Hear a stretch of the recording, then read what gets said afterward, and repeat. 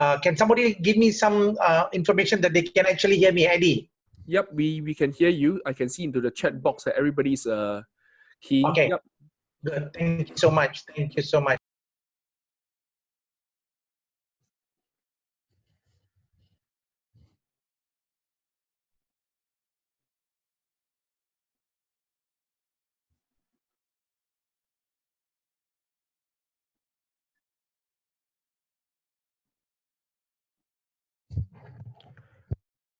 Okay, Ismail, I think you need to unmute your mic, but I think accidentally you was pressed to mute.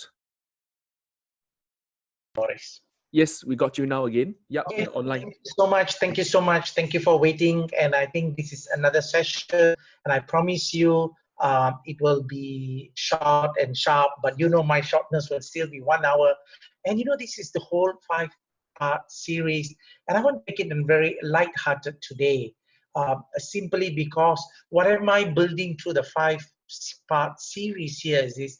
Eventually, next week will be a little bit more heavy. But next week is all about every one of us being able to make $1 million or couple of $1 million, because legacy is about building dollar to dollar. But before we can make the millions of dollars, I think that certain things must be right, the leadership, and that's what we focused. Okay, what am I going to do here is this. I also know there are many new friends have joined on part 3.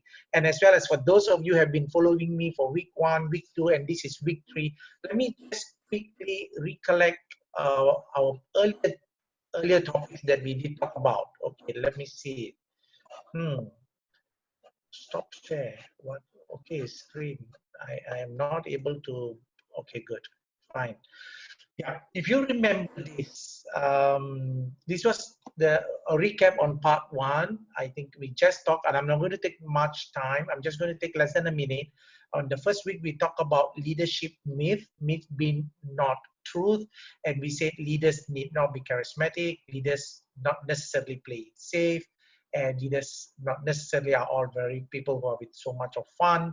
Yeah, but having said all, if those of you have heard this and seen, all I'm trying to say here is this, and myth 5, visionary leaders make their best move by brilliant and complex planning. This is a myth, which means what am I trying to say is all the listeners out right now, and for those of you who are following me for week 1 and week 2 and now week 3, I'm just reinforcing it, that all of us are leaders. These are just me. Each and every one of us in our own strength can be a strong leader. Yes. The other part that even the part 1 that we've talked about here is this: behavioral theories assume that great leaders are made and not born. And that's what today, why am I bringing my own story, my early growth days, is simply to highlight that I'm one person who was made. I was not born as a leader. Yep. So that's again very important that we have already nailed these things during our part 1. Then we went last week and we spent a fair bit of time in our part 2 talking about traits. Every singular leader, yep, have gotten a strong traits. And these are something like a bit of a core values. People do not trade these, I mean, when I TRADE, their traits, because they lead by their principles. And some of the strong traits of good leaders are they lead by examples, empathy, accountability, decision-making. Leaders always have to make decisions. You will come to a crossroad. When I share my story, you will say that I'm always put in a position to make decisions you like or you don't like. Resilience, the ability to bounce back, whatever challenges. Nobody can make us sad. Nobody can take what we deserve. Okay, selflessness, humility, integrity. Okay, fine. So you know that I'm going very fast on those first few slides because this is purely a recap. I do not want to bore, especially for those people who have been following me, but for those people who have logged in for the first time, who missed the first session 1 hour, and the second session, another 1.5 hours. These are all some of the things that we talk about. And finally, and this is something, thank you so much. Last week, many people sent me this slide and say that at the end of the day, one of the biggest takeaway that I had was this particular slide. And Mr. Ismail really appreciate that you put it in a very simple triangular form to make people understand. What was the actual conclusion that we had as the end of the part 2 was that leaders are unconditional. That means we will have to give, and give. But yes, when I say give, Not that we go naked and make a fool of ourselves, but we are not conditional. So basically from this very simple triangle, what you can see here is this. If you look at the work effort, where I'm just showing you work effort, and an average leader versus a good leader or an outstanding leader. All of us, every single one of us, we want to move up the ladder to be an outstanding leader, because outstanding leaders are well compensated. Yes, but in order to climb that ladder, whatever we do, if you look at it, one of the key words here is they work at ease. We do things most of the time unconditional. Okay, and then those people who struggle, works very hard, very stressed, lacks drive, don't trust people, feel sacrificed, not happy, mostly conditional. Conditional means whatever we do, we expect things in return. Yeah, we will not do it wholeheartedly, 100%. Yeah, you work hard, but what is there for me? Will I be taken care of? Will I be rewarded? So this, I want everyone who's listening, let us get out of being an average leader to be an outstanding leader. Because when we are an average leader, we work so hard and with all the stress, we get very little money. We are compensated not much, and we can't live our life comfortable and do take care of our loved ones. So these are the 4 slides that I wanted to talk about, my part 1 and part 2. Now let's come to today's topic, and today's topic was all about leaders are source of light. And what do I mean by leaders are source of light? Wow, this sounds like enlightenment. Okay, I mean, regardless of all faith that we come from, or even if you're free thinkers, I respect. Okay, because we are not here talking about religion. But if you look at it, and one of the topics that today we want to impress upon, and I want each and every one of us to discover that we all have a source of light. It doesn't matter the color. It doesn't matter whether I look darker toned skin or someone is fairer. It really doesn't matter. But what is it that is? Can you just imagine when you visualize whether is the world #1 leader of the largest democracy? I don't know if you say largest democracy, people say it's India. But even the most powerful nation, if you call it the United States of America, the president of United States of America is Donald Trump. He won the election. Obviously, though there are people who don't like him, there are many people who like him. Everybody, but whoever who voted for him, they saw something in him. So leaders are people who are able to sway people, and they do have a light. I mean, light means the intensity to influence people. People want to hear you. People want to listen to you when you talk, when you give instruction, when you command, when you get this job done. And what is it? The light of intensity that we have. This is something that I just want to highlight, and we are going to talk about this light. Because you know why?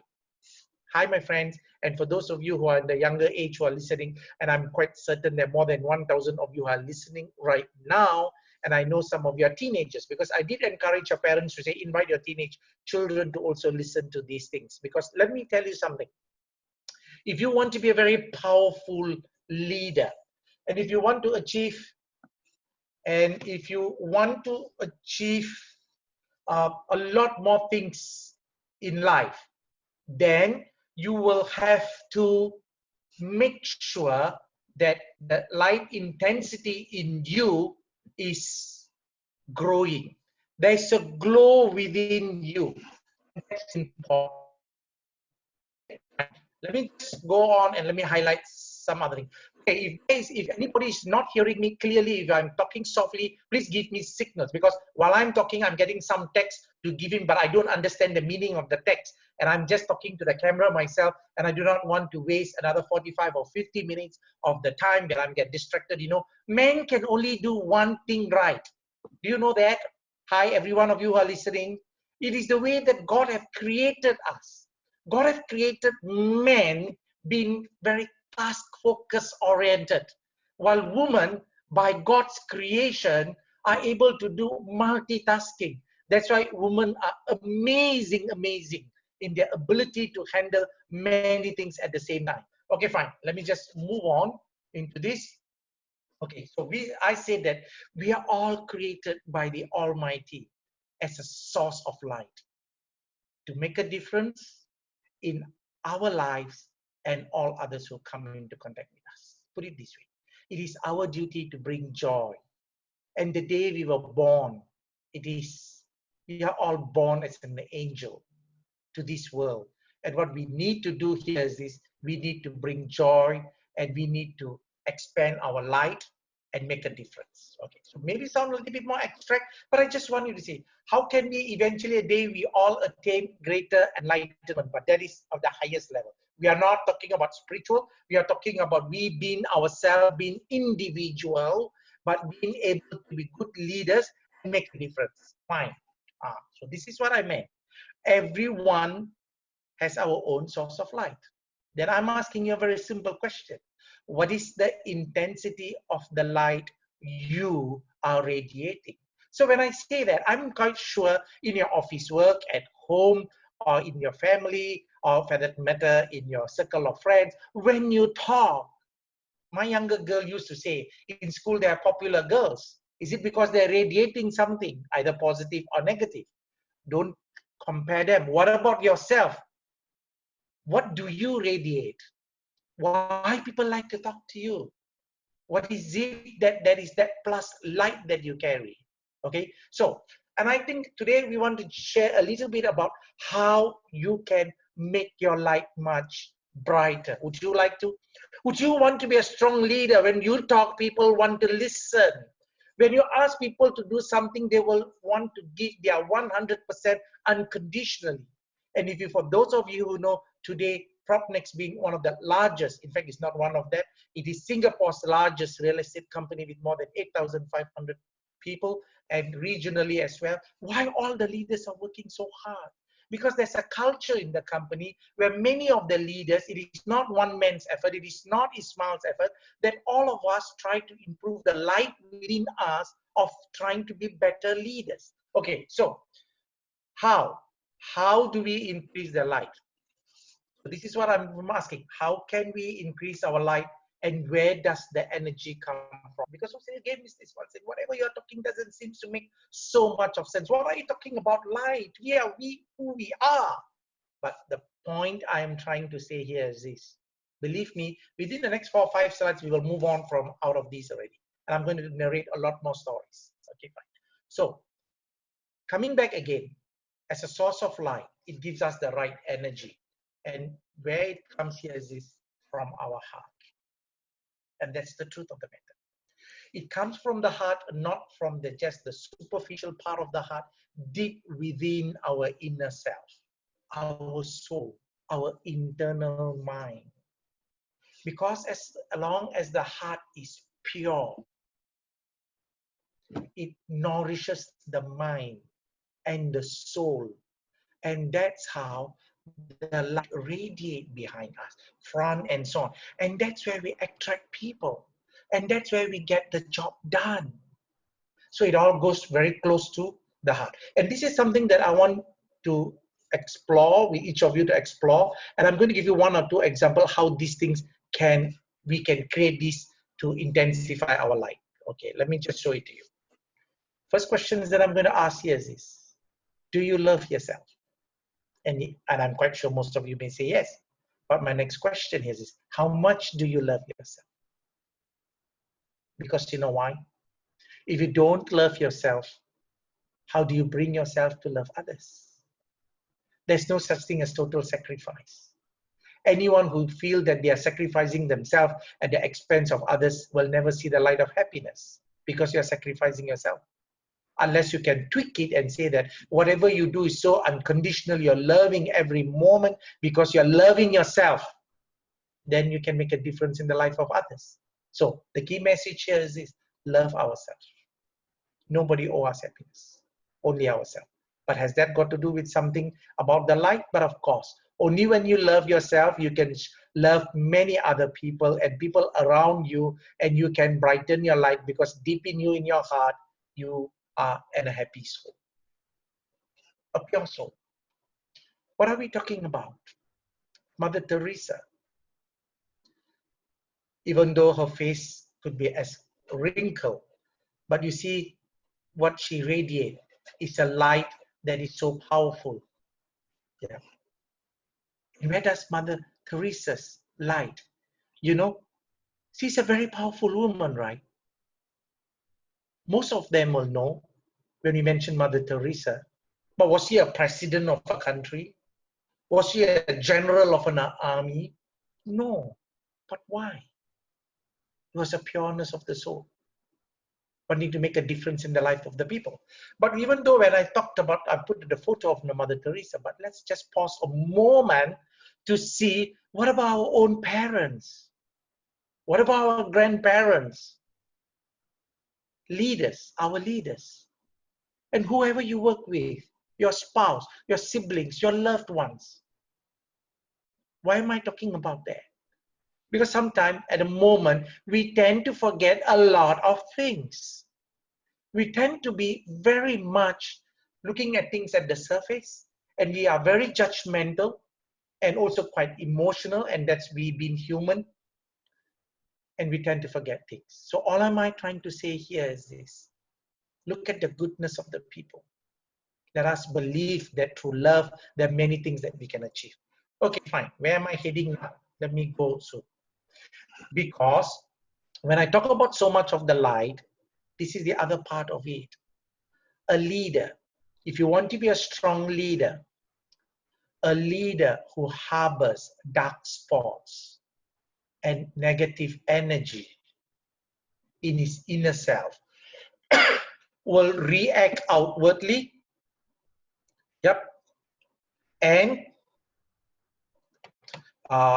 outwardly without realizing, and that's important. A leader who harbors dark spots and negative energy in his inner self will react outwardly without realizing. And then that's where you will lose the intensity, you know, because of your anger, because of the dark spot. And that dark spot could have been an incident. It could be something between you and your friend, between you and your sibling, between you and your family members, your parents, your managers, your work, whoever you work with, whoever you come into contact, because you carry so much of anger, unhappiness, and that one anger with someone, some incident, it is implanted in you, in your heart. Your heart is supposed to be so pure red and pink, and then there's a dark spot. Imagine, like you take in a glass of milk, pure white. You put one drop of ink, one drop. It will still be white, but it is not pure white. Put another dark spot because you got anger with a second person. And then you stir the milk, slightly grayish. And then you put 5 drops of this because you're angry with this person, you're angry with that person, you carry so much of dark spots, you think the world is against you, you feel you are a victim. And then you stir the milk. Is it any more white color? It will be like the picture. Everything you will feel dark. Because once you feel dark in inner you, how are you when you talk to people? You become so judgmental. The anger takes you on. And your emotions will cripple you. And how can you be a strong leader? Leaders are people, when we look at all the traits, you're supposed to be not only humble, you're resilient, you're supposed to set direction, you're supposed to be unconditional. But how are you going to do all these things, whatever we talk about in week number 1 and week number 2, when there are a lot of dark spots? So one of the biggest challenge, and I just want to challenge each and every one of you in the next 2 weeks. Today is a Saturday, coming to the end of week number 6 of the circuit breaker. We've got 2 more. Try this. Believe me, this is so amazing. And I've tried that and I've done that and it's worked wonders to me, wonders. So what am I trying to say? If you're not talking to someone, a friend that will have hurt you, but of course he's trying to kill you, and you may take some time, but especially their family members, clear the dark spots and it will make a huge difference. Okay? Time. So what am I trying to say? One of my last slides before I go into my story here will be, by harboring negative energy and thoughts, a leader will lose its intensity of his light and eventually the power as leader. Okay, fine. So we started this part 3 simply by saying that leaders are people who carry a light. Obviously, we are not talking about light as per se.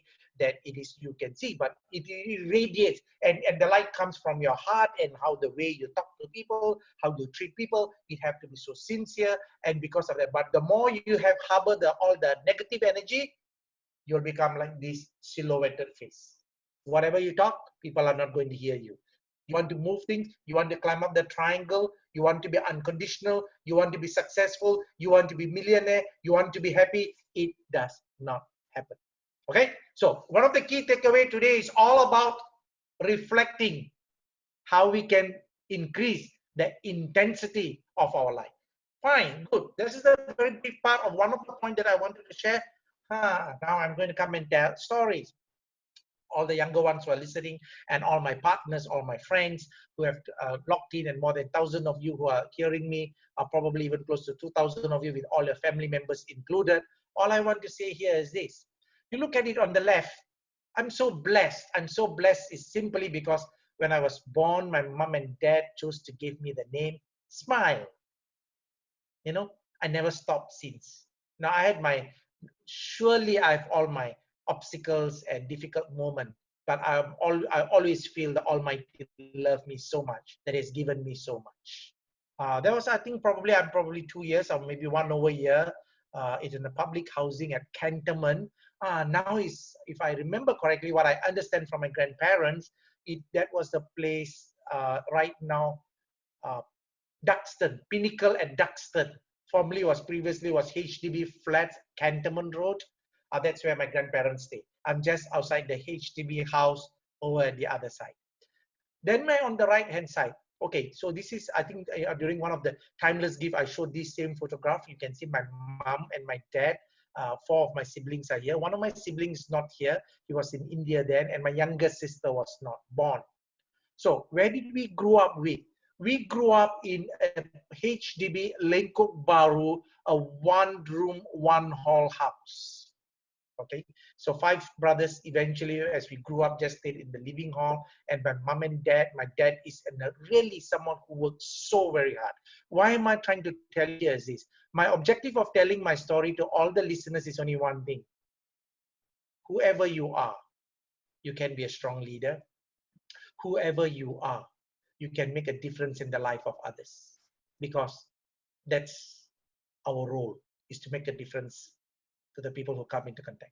So this is where I grew up together as in a family. I must say it's in a happy environment. And my role model, actually, if you see right behind us in the background that says Newspaper Distributors Association. I think so happened I only managed to get this one photo. There are 3 of us standing there. Extreme right is my dad, young man at the time. Now my dad is 95 years. Yep. In between, the person who's in the center is Nizam. Nizam is at the time was very young, I suppose, probably he's 12 or 13. And I was definitely haven't gone to the army. So I assume I must have been 16 or 17. My dad was a news vendor. I mean, you know all my stories that we used to wake up as early as 4 a.m. every day. But who was my role model? My role model was none other than my dad. Because my dad worked so hard. For those of you who have read some of my books or some of my stories, my dad came to Singapore at the age of 19, 20 from India because they were so poor. And he came all by himself alone and started to work for people to build his life. And that's how difficult was that. So if you say, yes, we are the second generation of a migrant from southern part of India, trying to make our life better. And that my father, through his entrepreneurship, started a news vendor business. That means we basically deliver newspapers as what some of you are receiving it at your doorstep. When we were young, as early as 7 years until age 18, every day we wake up, including Nizam, myself, Burhan, Ali, Omar, and we all, the 5 brothers, we go deliver newspapers. So why am I trying to say here is this? I really looked upon my dad as a pillar of strength. Yep, because I admired him for his discipline and hard work. But why am I sharing this? Something happened thereafter. Yes. When I was enlisted into the army, for those of you who know, and I must say, I did well for my school, but not really that so good. And for those of you listening, because I also want to impress upon education is important. But having said that, when I was enlisted in the army, I only had O levels. The picture on the left, this was very recently. Pioneer just did a video and I wrote an article last month. If you go to Pioneer Facebook, you would see circle in blue, that is Recruit Ismail.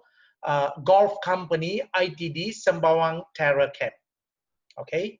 And on the right, after my 3 months, I came in as the best trainee, best recruit in my platoon. And then I went to Safinkos. What is Safinkos? It is right, subsequently was named as section leader, SISL, where people become non-commissioned officers. Okay, what is my message here, my friends? Because I only had O levels, I could not go to officer cadet school. So when I was enlisted into the BMT, I was put into a company, golf company, and all my buddies and all of us were O-level students. And why did I never study up to my A-level? I messed up my second language. So I wasn't, I was worked so hard, I studied, but though for my O-level, my five credits, I got 2 distinctions for my geography and my biology. For my second language, I messed it up and I got an E8. Those days, the requirement to go to college is minimum D7. And that's why I couldn't go to college. So I thought I messed up my life. I helped my dad in his business and I went to the army as a happy boy. But in the army, the message I'm trying to say here is whatever you do, you must do it happily. So in the army, I was so fit because I was fit every day, wake up 4 o'clock, deliver newspaper. I can run and I run, cross-country race. I represented my school. So army was a breeze for me. Even when the corporal say, Recruit Ismail, why are you smiling? Knock it down. I will do 20 push-ups and I look at him. Yes, corporal, my name is Ismail. That's why I smile. He said, you're trying to be funny. Knock it down. I still do that. So basically, I take my life as happy as I go. Okay? So why I wanted to highlight here is this. There's something that I want to mention. What has this person got to do in my life? At that time, his name was, at that time he was a captain, and subsequently I'm quite sure he got his promotion to major and he went up the ladder before he left the armed forces. So this man, Captain Ling Chai Seng, changed my life at a very young age, the course of the path. And today I'm just showing and expressing my gratitude. And I've never shared this publicly to anyone other than to some close circle of the military people when I stepped down. But I want to say this. Why am I trying to say about showing gratitude to this one person, 1982, and today we are talking about 38 years later. But I've shown my gratitude sometime back to him, okay? When I went to section leader school, Safinkos, I did well, but I was not selected to go to officer cadet school for whatever the reason. So after the 3 months, I got a 3 days break for every one of us before we are posted, and I'm supposed to become a military police. I was so happy. I'm going to ride the motorcycle. I'm going to catch all the people. I'm going to be a military police. And I was at my dad's place at Lengkok Bahru. To my surprise, those days we don't have handphone, my friends. I'm talking about 1982. On that 3 days break after my military, after my section leader course, Captain Ling Chai Seng came to my home and knocked the door, and my mom opened the door, and my mom said, no, Ismail is helping the father in the shop at Block 56 Lengkok Bahru. He came all the way to Block 56 Lengkok Bahru, and I was surprised that my OC was looking for me all the way and tracked me down to where I'm helping in my dad's shop. And he said, Ismail, I've got good news. You are going to OCS, Officer Cadet School. I said, I don't want to go because my mind switched off. My mind says that, fine, I want to be a military police and I want to be like a traffic police MP, and then I can go and catch people. And that's what I want. I didn't have so much ambition. I just want to be happy. And I never said that I was working towards wanting to be the top cadet, to be the officer cadet school or so. Fine. And he came to my dad's shop and he brought me inside the room and he sat down and talked to me for half an hour. Ismail, you deserve to be in officer cadet school. He saw something in me and he appealed and he fought and he got a place for me in officer cadet school. And that's how it altered my life. And I went to OCS for the senior term. Then you can look at it. The picture on the left-hand side is a picture as a cadet. That was when I was in 1982, yes. By the time in July, that is my bunk. You know, those days, the army uniform, yeah, that's obviously a fitter, slimmer Ismail. And the picture on the right is, I think, a couple of years down the road after I've been commissioned. I'm a full lieutenant or captain in a military uniform. Yeah, yeah. So what am I trying to say here is these two messages that I'm trying to say. The first message I'm trying to say here is this. You see, every one of us, whoever who's listening, can you make a difference in the life of someone else? Just because you believe in that person. And that Captain Ling Chai Sing believed something in me. Because I remember there were a couple of incidents in the school, in the Alpha company. There was some sports day, there was a certain event. I knocked the door to the OC and I talked to him. Sir, I think this is my suggestion. Because I'm a person, I don't fear. I just express what is right. But whatever I've impressed upon him, he felt that I deserve a place.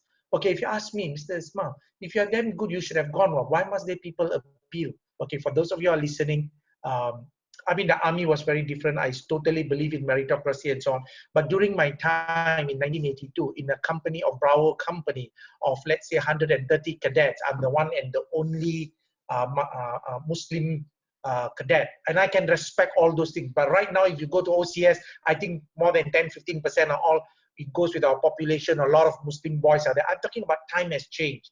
So it is not so easy.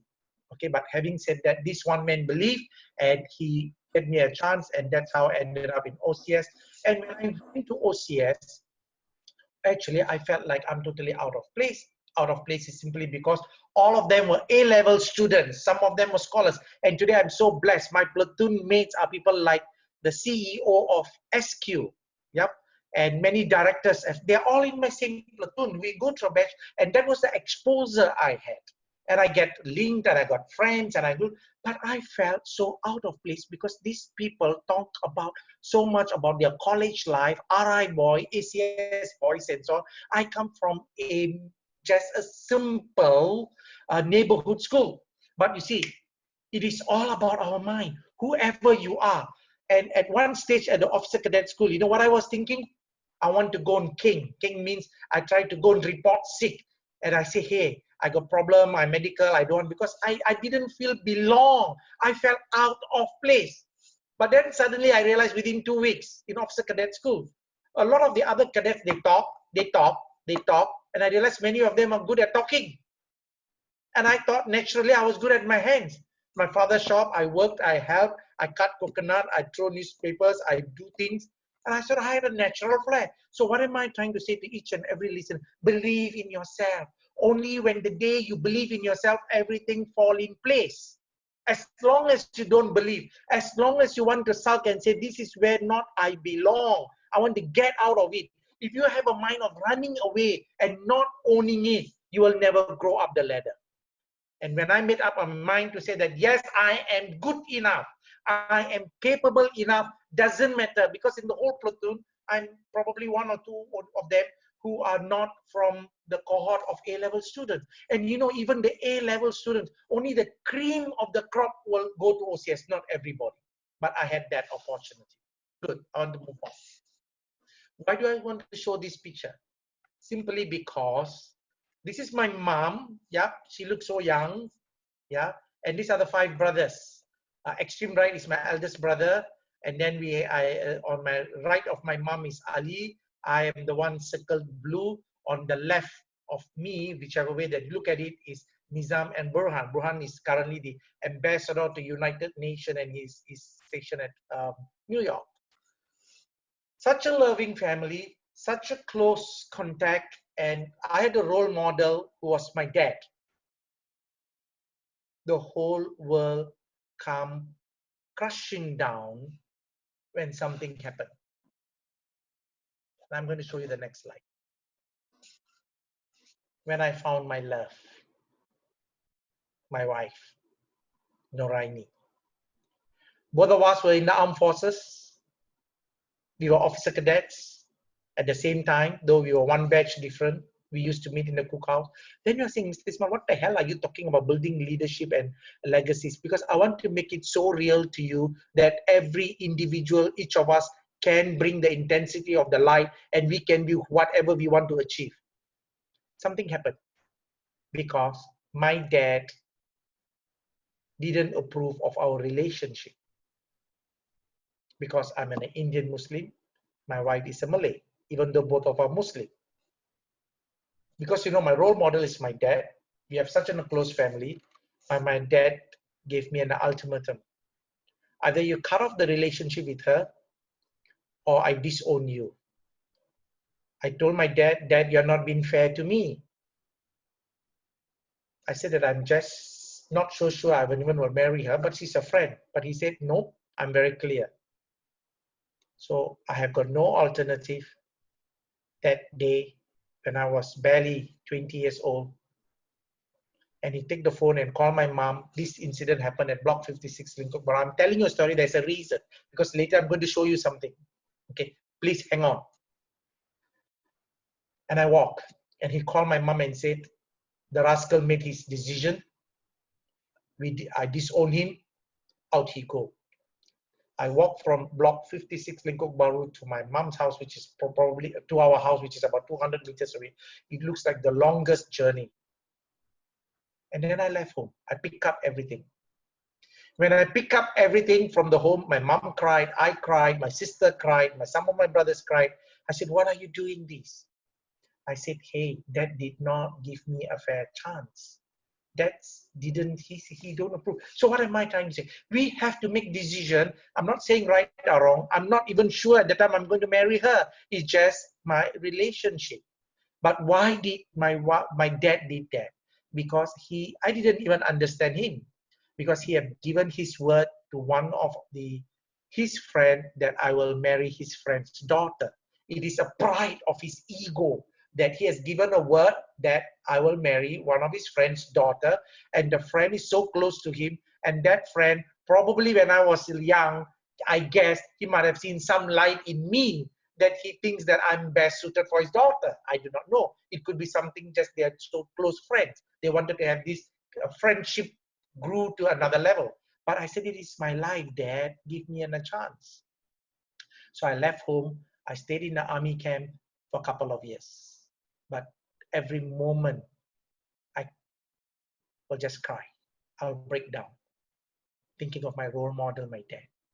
There were occasions that I will drive all the way to Lingkok Baru, the opposite block, and stand 2-story away, opposite block, and look at my dad come in a motorcycle to the shop because we have a provision shop. And tears will just roll down. But then I just moved on. And you know what's the best part? That's why women are so powerful. When I pick up all my things from the home, and my girlfriend then and my wife now, Noraini, she can drive, but I couldn't drive at the time. I haven't got my driving license. I put all my bags, my things and so on. We went to East Coast Beach and we talk and talk and talk. And you know what my wife said? I don't want to rip you away from your family. I suggest you better go back home. But God gave me something. Even at that young age, I knew something. Women, when they say, they don't mean it. They just don't want to be responsible. They want men to make the decision. Can you see? My father forced me to make a decision. Home or out you go. Relationship or not. My wife on that very day at East Coast Beach says, no, you better go back home. I don't want to be responsible to rip you apart from your family, again forcing me to make decision. Do I want to continue this relationship? Do I walk out of the home? What do I want to do? I'm blessed because all these people have given me a lot of opportunity to make decision. What do I want? Who do I want to be? Therefore, please, for all those young people, I'm not asking you not to listen to your parents, please. That's not the right thing, okay? But I regret, because why do I say that I ended up crying many of the nights?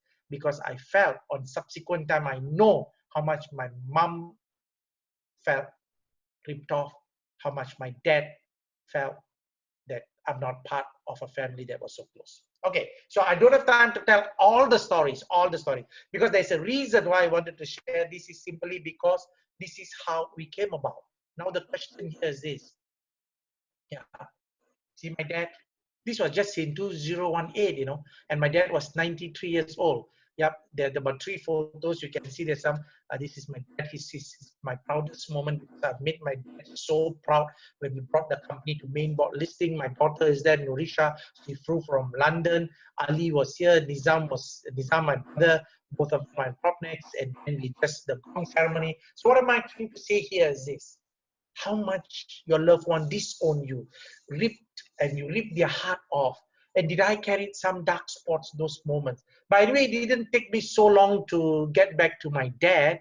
I think it only took us about less than 4 or 5 years. And for some of you know, when we even got married, nobody come and witness. My mom and dad didn't come, because though I went to send my wedding card to my mom and dad, my dad still cannot accept. But you see, these are generation gap. So should I carry the dark spot and not let it go, be angry and unhappy about it? Believe me, my friends, if I carry all the anger from my childhood days for whatever that I've gone through, I will not be a good leader. Believe me. It took me a couple of years when things all settled. Fine. So I want to just share with you just 2 minutes before I want to play a video. Okay, one of the most important thing here is this, as part of leadership here is this. Why am I trying to show this here? Is this the first 20 years? This is the life priorities quadrant. Is up to 80 years we live. First 20 years, we are all talking about education and values. Even though I didn't have a huge degree or what, but I had a fair education, but I had the right values. I believe in myself. And second quadrant is all about investing, which is what the next week topic, how you want to make your $1 million. Next week, I'm going to talk about the second quadrant, 20 to 40. And then the third quadrant is all about wealth creation, sharing the joy with your loved ones, and to be a happy person. So because of these things, I'm going to, before I play, I want to show these things. You know, what I want to share here is this. You see, this video is an appreciation. In a short while, let me finish this before I show this video. Please don't leave this. It's only less than 5 minutes. This is a video that we did. I think, I can't remember, I think it's in 2016, if I remember correctly, about 4 years ago. I just wanted to surprise my mom and dad. Okay. I just wanted to show gratitude for what they have done for all of us. So all my siblings, it was not done by me alone. The idea came a little bit and I initiated it, but I roped in all my brothers. All my siblings were involved. And they played a huge role because I was so busy running the company. Nizam, Ali, Burhan, Omar, whoever it is, did their little part. And some of them took a huge role. We planned to surprise my mom and dad. And not only my brothers, their brothers' children, some were from Dubai, some were from Australia, from New York, from all parts of the world. We decided to congregate at my father's birthplace in India. And we have a home there. So 6 months of in complete stealth operation, we organized, we renovated, and we did this surprise where everybody from Australia, Dubai, and Singapore all went to India 1-2 days before. Then I and my family went with my mom and dad, said, Dad, we are going to India. And we planned this. And to his surprise, we stopped the vehicle where we were traveling from the airport. When we reached the village junction, you will see the video when it starts, the minibus will stop at the junction. And that is the time my dad come out and say, what's happening? He said, no, the village leaders want to see you because they want to show some respect. And they brought us to the mosque. And that mosque was also built by my dad as a chairman. He contributed, he get all the support for the village. And in that mosque, there will be a lot of village people will come and give him the respect. And to his surprise, when he come out of the mosque, something happens from then onwards. So what I want to show you here is this. It's all about, if you want to be very successful people, we must be happy people. And the happiness and the joy come from showing huge amount of love to our loved ones. Parents matters. Eddie, can you play the video and try to make sure that the volume is loud if possible now? Yep. Okay, so while Eddie is trying to play the video, yep, just enjoy the video and hopefully you can hear the volume.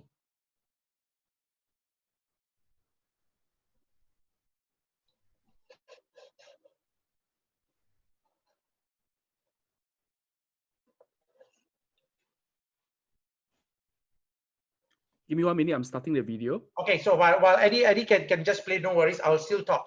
Why this is important here is this. At the end of the day, I must tell you, I also had 1 or 2 a little unhappiness, but today, I don't have 1 dark spot.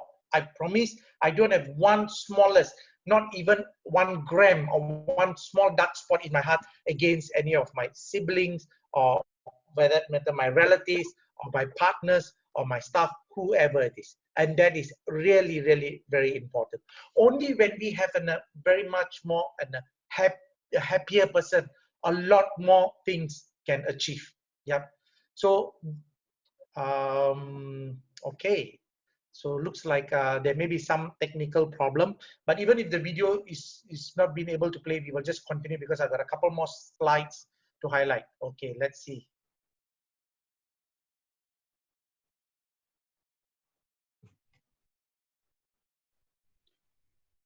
Luckily, we have a backup.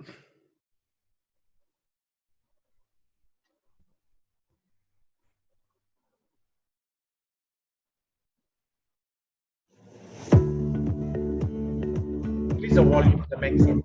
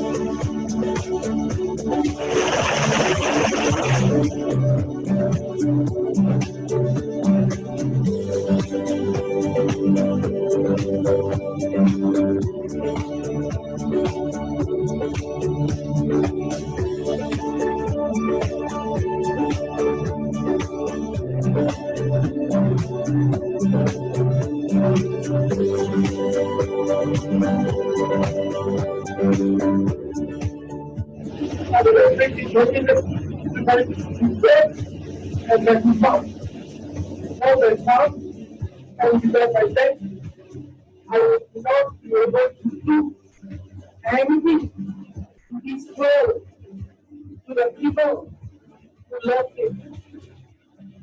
And I just want this, a gift of love for mom and dad, because I want my children to know, I want my spouse to know, I want our relatives to know, I want everybody to know. Money cannot buy happiness. Not just your own fame, your own desire, you want to achieve so much of success in your life. Most of the time, we become self-centered.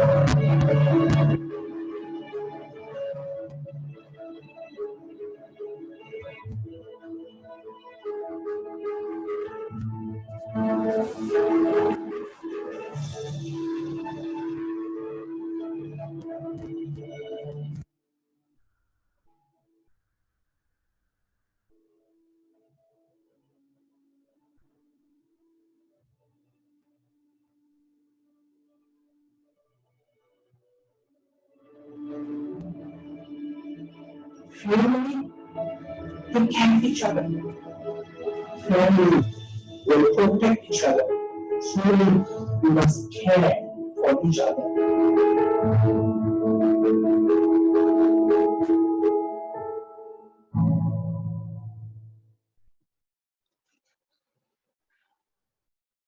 Okay, I'm sorry. Yeah, let's continue. I think, should I go back to my share screen? Eddie, let me see. Okay, let me go back to my slides. Yeah, so if you look at the particular video that I wanted to highlight was,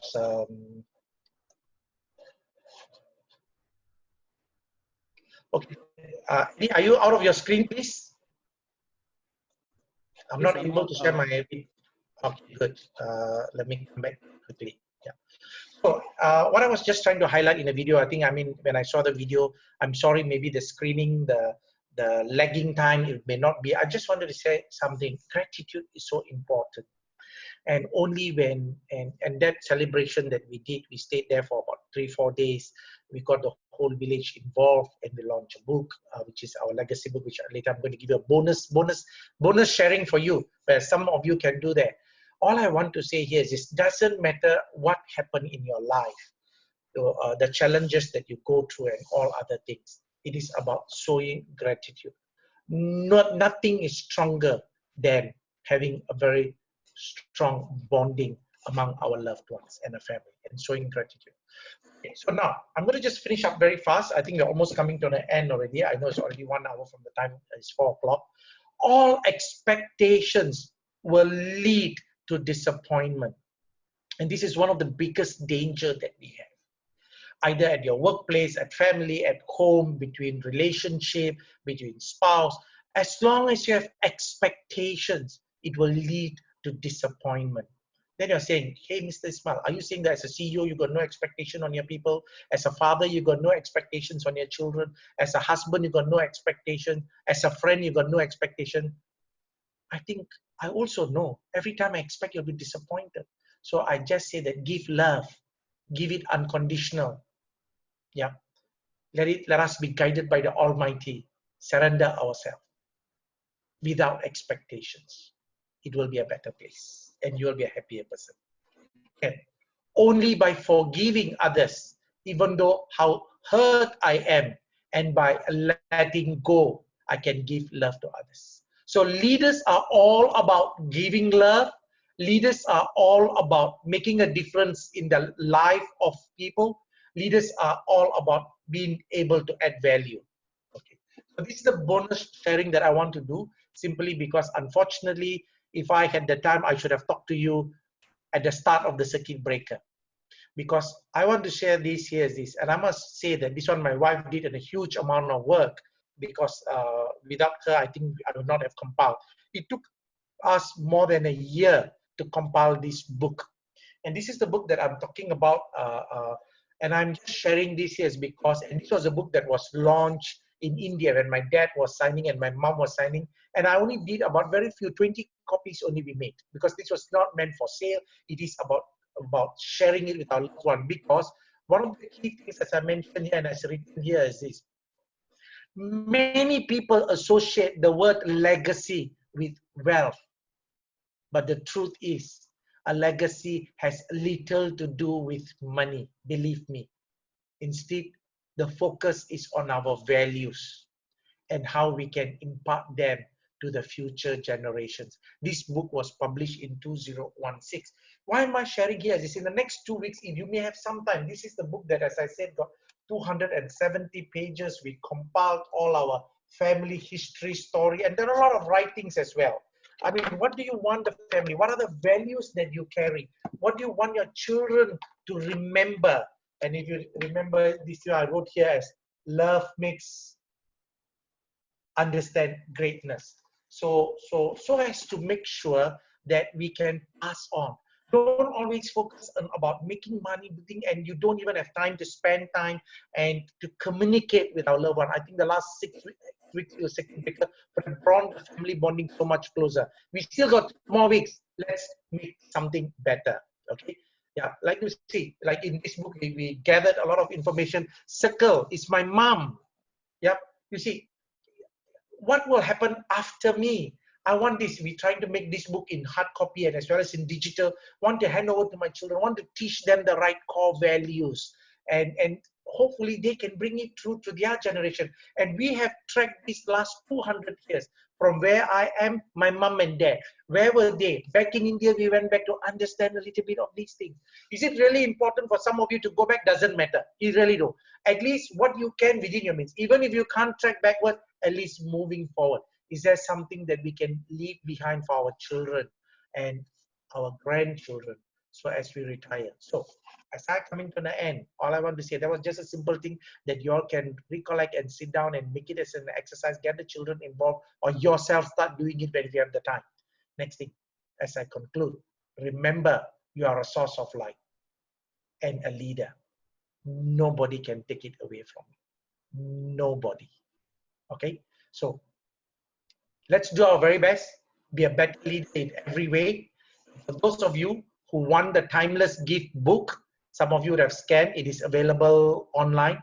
As long as you scan and you like the PropNex Singapore, the Facebook, you liked it and you follow us, and you can always download today's slides, or for that matter, even the Timeless Gift. I think today's slides may not be updated in a matter of time. So with that, I want you to have an amazing week ahead. Next week, I'm going to share again 1 more hour, but this time is all about building your wealth. What is it takes? Because in my thing, building a legacy is also about creating the right foundations, and how do you make a difference in time to come for yourself as you retire in your 2nd quadrant, 3rd quadrant, and eventually the 4th quadrant. Wishing each and every one of you an amazing weekend. May the Almighty guide all of us to greater happiness, kindness, and to the path of unconditional love as we love everyone. God bless. Bye. Eddie, is there anything you I need to pass on to you? Unless you want to have 1 or 2 questions, I can take. Yeah, I think there's a few questions yes, Eddie. There's a few questions that's addressed to you. I think we can take it because it's quite interesting, because you share your journey. So someone was asking, is that actually at which point of your life did your thinking connect that you decide to work extremely hard and make a difference? I think maybe I don't think I wanted to work like extremely hard at which stage of my life. All I wanted to do here is this: if you look at it from the early age, from the time when I went into the army, I've never planned. I never felt. I wasn't ambitious, as you said. Even when Captain Ling Chai Sing came to say, you want to go to OCS of secondary school? I said, I don't want to go. I just want to be a happy person. To me, all I knew is one thing. I believe in myself. And I say that whatever I do, I must give my best. As long as I've given my best, I accept. Even if I don't achieve what I'm supposed to achieve, it's okay. So it has been probably from young, and half of it, I think, mainly grounded by my dad. I think this is carried by most of my siblings, values, because that's why I focus so much of values, discipline, values. And therefore, working hard came naturally because we were poor. So we were not rich. So I want to be rich. So I want to do it right. And along the way, I love people, and God guided me. Almighty guided me. So I'm sorry, I may not have given you the right answers or whatever you expected, but I was just a happy person, very determined what I want to do, and very clear in my mind, nobody can take it away what I want to do. Yes, Eddie, back to you. Thank you, Ismail. So, can you share with us some similarities and differences between leadership and entrepreneurship? Are good entrepreneurs good leaders, or maybe are good leaders entrepreneurs as well? Okay, I think definitely, because I not necessarily only entrepreneurs. Generally, when we take entrepreneurs, are people who take a fair amount of greater risk as compared to non-entrepreneurs. So entrepreneurial is risk, elements of risk are there. Yeah, and entrepreneurs always have to make decisions. You can't start even as simple as you can do a very small business. Anything have to make business, whether you want to bring in client, you want to give promotion, you want to give discount, you want to employ people. What you want to do is about decision making. Leaders, again, have to make decisions, whether for the goodness of the people or the goodness of the company or the goodness of the country, have to make decisions. So both of them are exposed to uncertainty. A business, you are pandemic, economic downturn, and leaders also have to react to uncertainty. So this is the greatest similarity I see between entrepreneurship, running a business, and being leaders in your own life. Therefore, one of the key things here is this: a good leader and a good entrepreneur are people who are resilient, and looking at all the various traits, are able to bounce back, and always surrounded by positive people, people who always believe in themselves, and people who make the decision, right or wrong, guided by whatever information he had. He dared to make a decision to get out of a difficult situation with a positive mindset. It is all about positive mindset. That's the way I look at it, the similarity, Eddie. Thank you, Ismail, for sharing this with us. I think we are quite good. They enjoyed the story very much. I think there was one private text to me, is that next time when you show such video, you need to tell them to prepare tissue paper. Say again, what? They say the next time we show such video, we need to prompt them to prepare tissue paper. No, to tell you the very honest truth, when the video was played, because I've not seen the video for some time, honestly, it also evoked emotions in me, because these were memories that really very close to me. And I'm so blessed that my mom and dad are still around. And I think and some of us are not as lucky as I am, it really doesn't matter. Let's make a difference in everybody. But you see, why I have to do all these things every day? And because so many people have done that for me. If that Captain Ling Chai Sing have not made a difference, I may have been a different life. If my wife have not come into my life, it may have been a different life. If my children who has not been there to me to give that happiness, it may be a different life. If my partners, if my leaders, my sales, so many people have made a difference in my life. So it is only right that I make a difference by giving back unconditionally. That's all I wanted to do. Thanks, Eddie. Thank you. I think we learned a lot today. I myself learned a lot as well. Same thing. I didn't know that you're also from Sembawang Terror Camp. But however, when you're in BMT, I'm only 1 year old. Okay, I think we are good. We can wrap up for today. We want to urge everyone to stay tuned for episode 4 next Saturday. It's going to be the closing last 2 episodes, and it's going to be more exciting than ever. And it's going into the next quadrant.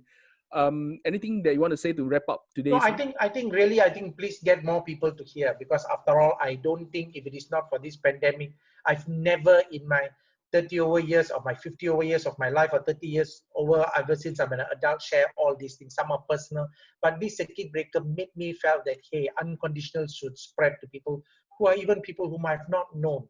So I think it would be better if you can get more people, your loved one, to join in, because next week, if you realize how I built this, first week was all about understanding about the myth. Second week is all about traits. Third week, a little bit more deeper about saying that each and every one of us can make a difference, because it is all about showing gratitude. Next week, I'm going to talk about building your own legacy and eventually how we can become strong leaders. So just get more people to come. I hope to see you all next week at 3 o'clock, same time. All the best. Have an amazing weekend. Love you all. Bye.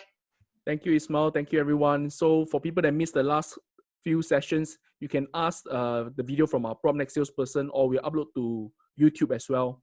For the book itself, you can get it from anyone, the Prop Next Salesperson, in case you missed the QR code. Okay, we see you next week. Thank you very much and enjoy your Saturday afternoon. Thank you, everyone.